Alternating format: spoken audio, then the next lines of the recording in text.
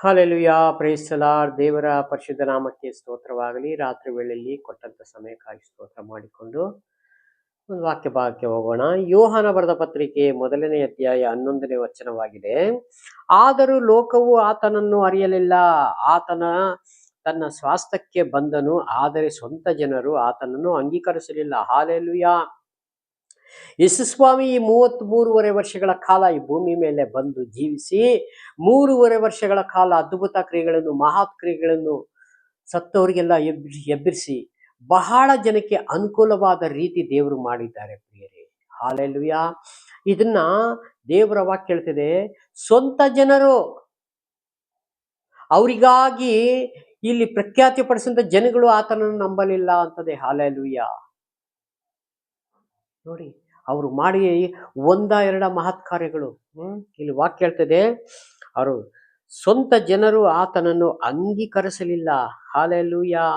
ಯಾಕಂದ್ರೆ ಈ ಲೋಕದ ವೈಭವ, ಜಂಜಾಟ ಇದಕ್ಕೆಲ್ಲ ಒಳಗಾಗಿ, ವಾಕ್ಯಕ್ಕೆ ದೂರವಾಗಿ ಬರೀ ಬಾಯಿ ಮಾತಿನಲ್ಲಿ ಸನ್ಮಾನಿಸಿಕೊಂಡು ಇವರ ಮನಸ್ಸು ದೂರ ಮಾಡಿಕೊಂಡು ಇವರು ಭಕ್ತಿ ತೋರುವುದು ವ್ಯರ್ಥ ಎಂಬುದಾಗಿ ವಾಕ್ಯ ಹೇಳ್ತದೆ. ಸ್ವಂತ ಜನರು ಆತನ್ನು ಅರಿಯಲಿಲ್ಲ, ಅಂದರೆ ನಂಬಲಿಲ್ಲ. ಹಾಲೆಲುಯಾ.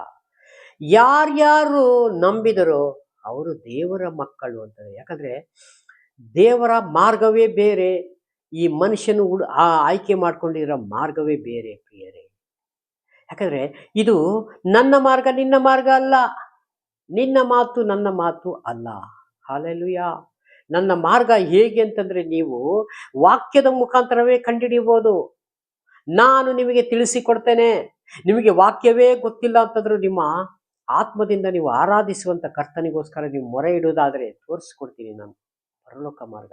ಎರಡಕ್ಕೂ ಸಿದ್ಧವಿಲ್ಲ ಅಂದ್ರೆ ದೇವ್ರ ಸ್ವಾಮಿ ಏನ್ ಮಾಡ್ತಾರೆ? ಒಂದು ದಿವಸ ಲೆಕ್ಕಾಚಾರ ಕೇಳ್ತಾರೆ. ಹಾಲೆಲುಯಾ. ಹಾಗಾಗಿ ಯಾರ್ಯಾರು ಆತನನ್ನು ಅಂಗೀಕರಿಸಿದರೋ, ಆದರೆ ಆತನ ಹೆಸರಿನಲ್ಲಿ ನಂಬಿಕೆ ಇಟ್ಟರೋ ಅವರಿಗೆ ದೇವರ ಮಕ್ಕಳಾಗುವ ಅಧಿಕಾರ ಕೊಟ್ಟನು. ಹಾಲೆಲುಯಾ.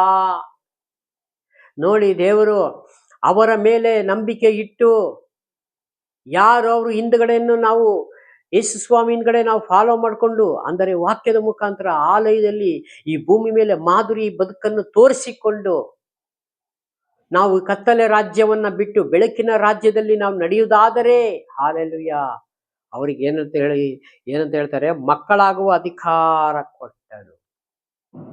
ಯಾರಿಗಿದೆ ಪ್ರಿಯರೇ ಇಂಥ ಭಾಗ್ಯ? ಹಾಲೆಲುಯಾ. ಲೋಕದಲ್ಲಿ ಎಲ್ಲರಿಗೂ ಕರೆಯಲ್ಪಟ್ಟಿದೆ ಪ್ರಿಯರೇ. ಹಾಲೆಲುಯಾ. ಎಲ್ಲರಿಗೂ ಕರೆಯಲ್ಪಟ್ಟಿದೆ. ಆದರೆ ಇದರಲ್ಲಿ ಸುವಾರ್ತೆ ನಂಬಿಕೊಂಡು ಯಾರ್ಯಾರು ದೇವರ ಕಡೆಗೆ ತಿರುಗಿಕೊಳ್ತಾರೋ ಅವರಿಗೆ ದೇವರ ಮಕ್ಕಳಾಗ ಅಧಿಕಾರ ಕೊಟ್ಟನು. ಹಾಲೆಲುಯಾ. ಇಂತಹ ದೇವರು ಯಾರಿಗೆ ಸಿಗ್ತಾರೆ? ಅದಕ್ಕೆ ಭಕ್ತ ಒಂದು ರಾಗವನ್ನು ಆಡ್ತಾನೆ. ಇಂಥ ಒಳ್ಳೆ ದೇವರು ಏಸಯ್ಯ, ಎಂತ ಒಳ್ಳೆ ದೇವರು ಏಸಯ್ಯ ಅಂತ ಹಾಡುಗಾರರು ಸುಮ್ಮನೆ ಹೇಳ್ತಾ ಇಲ್ಲ. ಅಲ್ಲಿ ಒಂದೊಂದು ಪದಗಳನ್ನ ಜೋಡಿಸಿ ದೇವರಾತ್ಮನ ಒಂದು ಮುಖಾಂತರವೇ ಒಂದು ರಾಗವನ್ನ ರಚನೆ ಮಾಡ್ತಾರೆ. ಹಾಲೆಲುಯಾ. ಹಾಗಾಗಿ ಇನ್ನು ಕೆಳಗಡೆ 17ನೇ ವಚನ ಹೇಳ್ತಿದೆ, ಧರ್ಮಶಾಸ್ತ್ರವು ಮೋಶೆ ಮುಖಾಂತರ ಕೊಡಲ್ಪಟ್ಟಿತು. ಹಾಲೆಲುಯಾ.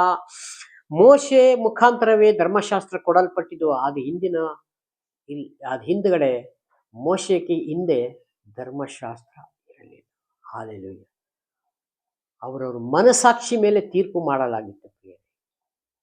ಹಾಗಾಗಿ ಕೃಪೆಯು ಸತ್ಯವು ಯೇಸು ಕ್ರಿಸ್ತನ ಮುಖಾಂತರವೇ ಬಂದಿದ್ದು. ಕೃಪೆ, ಸತ್ಯತೆ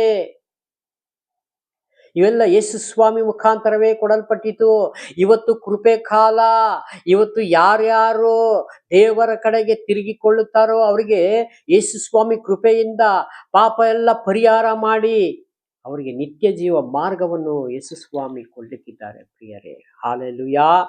ನಾವೆಲ್ಲರೂ ಆತನ ಪರಿಪೂರ್ಣತೆಯೊಳಗೆ ಕೃಪೆಯ ಮೇಲೆ ಕೃಪೆಯನ್ನು ಹೊಂದಿದೆವು. ದೇವರನ್ನು ಯಾರ್ಯಾರು ಎಂದಿಗೂ ಕಂಡಿಲ್ಲ. ಹಾಲೆಲುಯಾ. ಇವತ್ತು ನಾವು ಈ ದೇವರನ್ನ ಯಾರೂ ಕಂಡಿಲ್ಲ ಪ್ರಿಯರೇ. ಇಲ್ಲಿ ವಾಕ್ಯ ಹೇಳ್ತದೆ, ನನ್ನನ್ನು ನೀವು ಕಂಡಿಲ್ಲ. ಹಾಲೆಲುಯ. ನೀವು ನನ್ನನ್ನು ಯಾವ ರೂಪ ಮಾಡಿಕೊಳ್ಳುತ್ತೀರಿ ಪ್ರಿಯರೇ? ಹಾಲೆಲುಯ.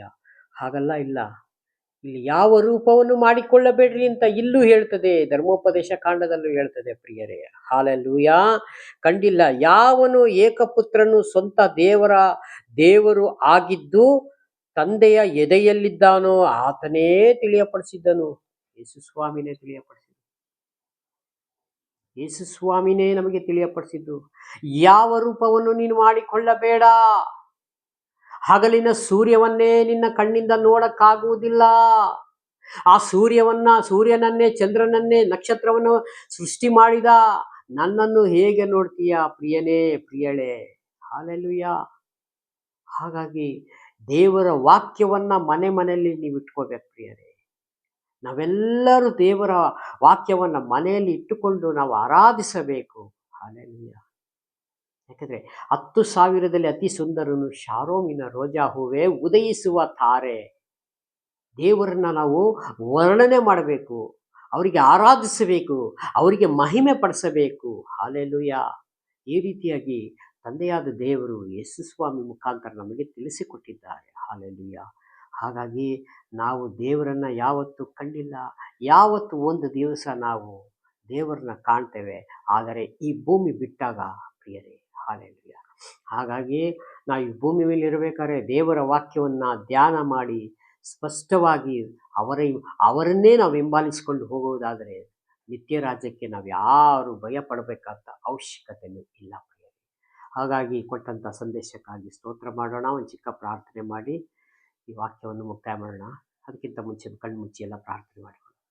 ಪ್ರೀತಿ ಸ್ವರೂಪನಾದ ದೇವರೇ, ರಾಜಾದಿರಾಜನೇ ಯೇಸು ಸ್ವಾಮಿ, ನಿಮಗೆ ಮಹಿಮೆಯಾಗಲಿ. ಸ್ತುತಿಗಳ ಮಧ್ಯೆ ವಾಸ ಮಾಡುವ ದೇವರೇ, ಈ ರಾತ್ರಿ ವೇಳೆಯಲ್ಲಿ ಕರ್ತನೆ ಕೊಟ್ಟಂಥ ಕೃಪೆಗಾಗಿ, ಸಮಯಕ್ಕಾಗಿ ನಿಮಗೆ ಸ್ತೋತ್ರ ಮಾಡುತ್ತೇನೆ ಸ್ವಾಮಿ. ದೇವರೇ, ವಿಡಿಯೋ ಮುಖಾಂತರ ನೋಡುತ್ತಾ ಪ್ರತಿಯೊಂದು ಕುಟುಂಬಗಳ ನೆನೆಸಿ ನಿಮ್ಮ ಕರಗಳಲ್ಲಿ ಒಪ್ಪಿಸಿಕೊಡ್ತಾನೆ ಸ್ವಾಮಿ. ಯೇಸುವಿನ ನಾಮದಲ್ಲಿ ಎಲ್ಲವನ್ನು ಬೇಡಿ ಹೊಂದುತ್ತೇನೆ, ಜೀವವುಳ್ಳ ಪರಲೋಕದ ತಂದೆ. ಆಮೇಲೆ praise the Lord. God bless you. ದೇವರೆಲ್ಲರನ್ನೂ ಆಶೀರ್ವದಿಸಲಿ. ಆಮೇನ್.